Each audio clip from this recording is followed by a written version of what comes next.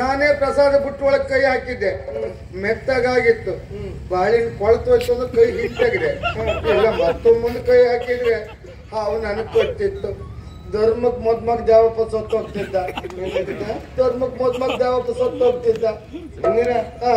ನಿನಗೆ ಹಾಗೆಲ್ಲ ಹಾವು ಕಚ್ಚುವುದಿಲ್ಲ. ಓ, ನಿನಗೆ ಹಾಗೆಲ್ಲ ಹಾವು ಕಚ್ಚುವುದಿಲ್ಲ ಅಂದೆ. ಹೌದು, ಹಾವು ನಮ್ಮ ಪೈಕಿ ಅಲ್ಲ.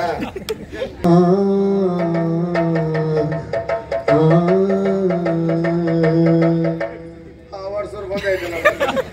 ಹಾವೆಲ್ಲಿ ತಗೋತಿಲ್ಲ, ಹಾವರ್ಸೋರು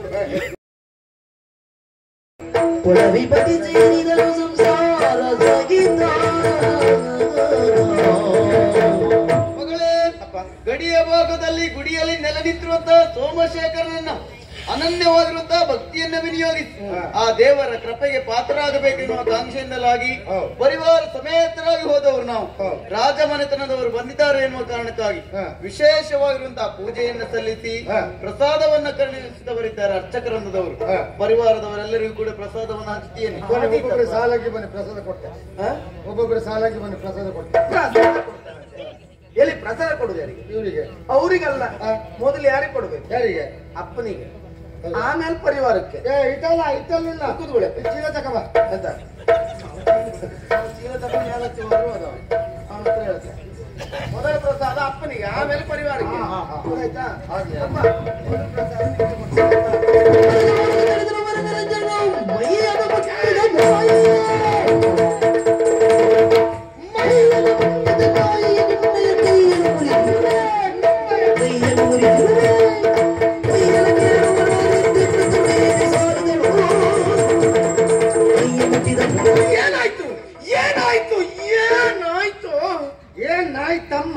ನಾಯ್ತಮ್ಮ ನೀನು ಇನ್ನೇನು ಅಪ್ಪನಿಗೆ ಪ್ರಸಾದ ಕೊಡಬೇಕು ಎನ್ನುವ ಹಾಗೆ ಮುಂದಾದೆ. ಅಷ್ಟೊತ್ತಿಗೆ ನನ್ನ ಕೈಯನ್ನು ಯಾರು ತಡೆ ಹಿಡಿದ್ರು. ಯಾರು ಯಾರು ಯಾರು ಎನ್ನುವ ಹಾಗೆ ನೋಡಿದ್ರೆ ದಾರಿಯಲ್ಲಿ ಹೋಗುವಂತ ಭಿಕಾರಿಯವರು ಬಂದು ರಾಜಕುಮಾರಿಯಾದಂತ ನನ್ನ ಕೈ ಮುಟ್ಟುತ್ತಾನೆ ಅಂತ ಆದ್ರೆ ಎಷ್ಟು ಧೈರ್ಯ ಇರಬಹುದು ಅವನಿಗೆ. ಮತ್ತೆ ನಾನು ಸುಮ್ಮನೆ ಉಳಿದೆ ಅಂತ ಆದ್ರೆ ಇದು ನನ್ನ ದೌರ್ಬಲ್ಯ ಎನ್ನುವ ಹಾಗೆ ಕರೆಸಿಕೊಂಡು ಅದಲ್ಲ. ಇಂಥವಕ್ಕೆಲ್ಲ ಶಿಕ್ಷೆ ಏನು ಗೊತ್ತಾ? ಯಾವ್ದು? ಬರೀ ಬಾಯಿ ಮಾತಲ್ಲ, ಬರೀ ಬಾಯಿ ಮಾತಲ್ಲ. ಸರಿ ರಾಜಕುಮಾರಿಯಾದಂತ ನನ್ನ ಕೈ ಮುಟ್ಟಿದ್ದಕ್ಕೆ ಅನುಭವಿಸಿ. ಹೆಣ್ಣು ಮಕ್ಕಳ ಮೈ ಮುಟ್ಟಿದ ಚಟುವ ನಿನಗೆ ಹೋದಲ್ಲಿ ತಗೊಂಡು ಹೋಗ್ತಾನೆ ನಿನಗೆ. ಇನ್ನಿಂತದ್ದು ಮಾಡಬೇಡ. ಪ್ರವಾಗಿರುವಂತಹ ವ್ಯಕ್ತಿತ್ವ ನಿನ್ನಕ್ಕೆ ಎನ್ನುವ ಹಾಗೆ ಭಾವಿಸಿದವ. ಒಂದೊಂದು ಸಂದರ್ಭ ನನ್ನ ಪ್ರಾಣವನ್ನ ಉಳುವಿದವ ನೀನಿದ್ದೀಯ. ಯಾವುದೇ ಉದ್ದೇಶವಿಲ್ಲದೆ ಇಂತಹ ಕೃತ್ಯವನ್ನ ಮಾಡುವುದಿಲ್ಲ ಎನ್ನುವ ಹಾಗೆ ಮನಸ್ಸು ಹೇಳ್ತಾ ಉಂಟು. ಯಾಕೆ ಹೀಗೆ ಮಾಡಿದಿ ಪ್ರಭು? ಯಾರಿಗೆ ಎಷ್ಟು ನನ್ನ ಮೇಲೆ ವಿಶ್ವಾಸ ಇದೆ ನನಗಂತೂ ಗೊತ್ತಿಲ್ಲ. ನನ್ನ ಮೇಲೆ ನಿಮಗೆ ವಿಶ್ವಾಸ ಇದೆ ತಾನೆ? ಅಷ್ಟು ಸಾಕು ಪ್ರಭು. ನಿಮ್ಮ ಮಗಳ ಕೈಯನ್ನು ಮುಟ್ಟುವುದರ ಮೂಲಕವಾಗಿ ನನ್ನ ಮನಸ್ಸಿನ ಚಾಪಲ್ಯವನ್ನು ತೀರಿಸಿಕೊಳ್ಳೋದಕ್ಕೆ ಬೇಕಾಗಿ ನಾನು ಕೈ ಮುಟ್ಟಿದ್ದಲ್ಲ ಪ್ರಭು. ನಿಮ್ಮ ಮಗಳಿಗಾಗುವಂತಹ ಅಪಾಯವನ್ನು ತಪ್ಪಿಸುವುದಕ್ಕೆ ಬೇಕಾಗಿ ನಾನು ಕೈ ಹಿಡಿದೆ ಅಷ್ಟೇ. ಅಪಾಯ? ಹೌದು ಪ್ರಭು. ಹೂವಿನ ಪ್ರಸಾದವನ್ನು ಕೊಡುವುದಕ್ಕೆ ಬೇಕಾಗಿ ಹೂವಿನ ಬುಟ್ಟಿಗೆ ಕೈ ಹಾಕ್ತಾ ಇದ್ಲು. ಅಲ್ಲಿರುವುದು ಹೂವಿನ ಪ್ರಸಾದ ಅಲ್ಲ ಪ್ರಭು. ಪ್ರಸಾದದ ಜೊತೆಯಲ್ಲಿ ವಿಷಕಾರುವಂತ ಹಾವಿನ ಮರಿಯನ್ನು ಇಟ್ಟಿದ್ದಾರೆ. ಕೈ ಹಾಕಿದ್ರೆ ಹಾವು ಕಚ್ಚಿತು ಎನ್ನುವ ಕಾರಣಕ್ಕೆ ಅವಳು ಕೈ ಹಿಡಿದೆ ಅಷ್ಟೇ, ಬಿಟ್ರೆ ಕೆಟ್ಟ ಭಾವನೆಗೆ ಅವಕಾಶ ಇಲ್ಲ ಪ್ರಭು. ನಿರಂಜನ, ನೀನಾಡುವಂತಹ ಮಾತುಗಳಲ್ಲಿ ವಿಶ್ವಾಸ ಇಲ್ಲ ಎನ್ನುವ ಹಾಗೆಲ್ಲ. ಪರಿವಾರದವರೆಲ್ಲರೂ ಕೂಡ ನಂಬಬೇಕು ಅಂತಾದ್ರೆ ದೇವಪ್ಪ ಉಂಟ ನೋಡಿ. ಪ್ರಸಾದ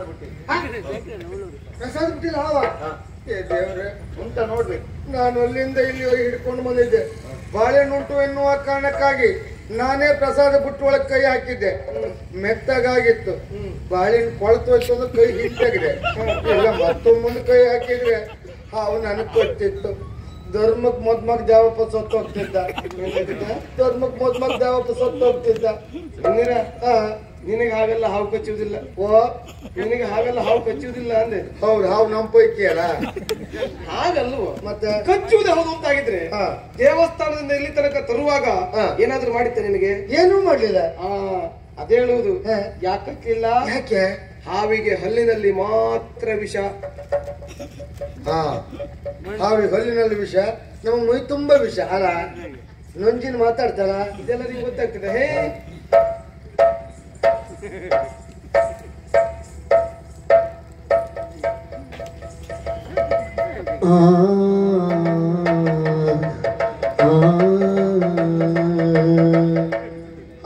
ಬಂದಾಯ್ತು ಹಾವೆಲ್ಲಿತ್ತೋ ಗೊತ್ತಿಲ್ಲ ಹಾವು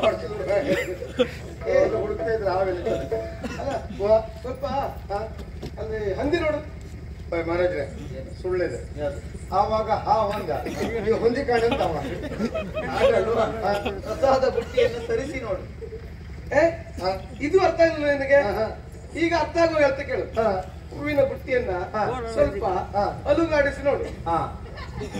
ಅಲ್ಲಾಡ್ಸ್ ಅಲ್ಲಾಡ್ಸ್ ಅಲ್ಲಾಡ್ಸ್ ಆಚೆ ಈಚೆಗೆ ಅಲ್ಲಾಡ್ಸ್ ಅಡ್ಡೋಗಿ ಅಲ್ಲಾಡ್ಸ್ ಅರ್ಧರ್ತೀವಿ ಅಲ್ಲಾಡ್ಸ್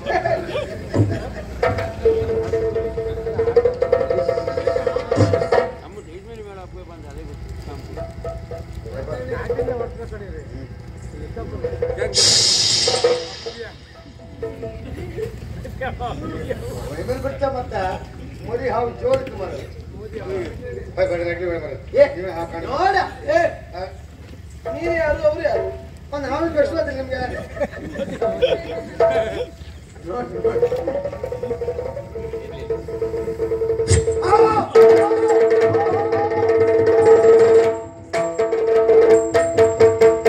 ನಿರಂಜನ ಪ್ರಭು ಗುಣಗಣಿಯ ನೀನಹುದು.